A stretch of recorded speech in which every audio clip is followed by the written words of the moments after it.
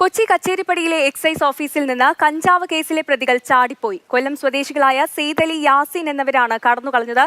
Pradeep Joseph ഉണ്ട് കൂടുതൽ വിവരങ്ങളുമായി. പ്രദീപ്, എങ്ങനെയാണ് ഈ പ്രതികൾ കടന്നത്? ഇവർക്കായി വ്യാപക അന്വേഷണം നടക്കുകയാണോ?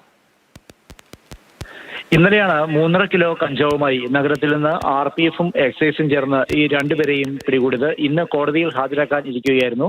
എറണാകുളം കച്ചേരിപ്പടിയിലെ എക്സൈസ് ഓഫീസിലെ സെല്ലിലാണ് ഇവരെ സൂക്ഷിച്ചിരുന്നത്. സെല്ലിന്റെ ലോക്ക് പൊട്ടിച്ച് ഇരുവരും ചാടിപ്പോവുകയായിരുന്നു. വിവരം അറിഞ്ഞ ഉടൻ തന്നെ എക്സൈസ് തെരച്ചിൽ തുടങ്ങി. പക്ഷേ ഇതുവരെ കണ്ടെത്താനായിട്ടില്ല. പിന്നീട് പോലീസും തെരച്ചിൽ തുടങ്ങിയിട്ടുണ്ട്. വിവിധ പോലീസ് സ്റ്റേഷനുകളിലേക്ക് സന്ദേശം നൽകിയിട്ടുമുണ്ട്. പക്ഷേ ഇതുവരെയും ഇവരെക്കുറിച്ച് വിവരമൊന്നും ലഭിച്ചിട്ടില്ല എന്നാണ് അറിയാൻ കഴിയുന്നത്. കൊല്ലം സ്വദേശികളായ സെയ്തലി, യാസിൻ എന്നിങ്ങനെ രണ്ടുപേരാണ് കടന്നു കളഞ്ഞത്.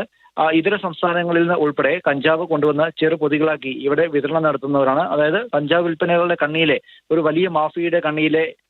വലിയ മാഫിയയിലെ കണ്ണികളാണ് ഇരുവരും എന്നാണ് എക്സൈസ് നൽകുന്ന സൂചന. എന്തായിരുന്നാലും ഇവർക്ക് വേണ്ടിയുള്ള അന്വേഷണവും തെരച്ചിലും വ്യാപകമായി നടത്തിക്കൊണ്ടിരിക്കുന്നു.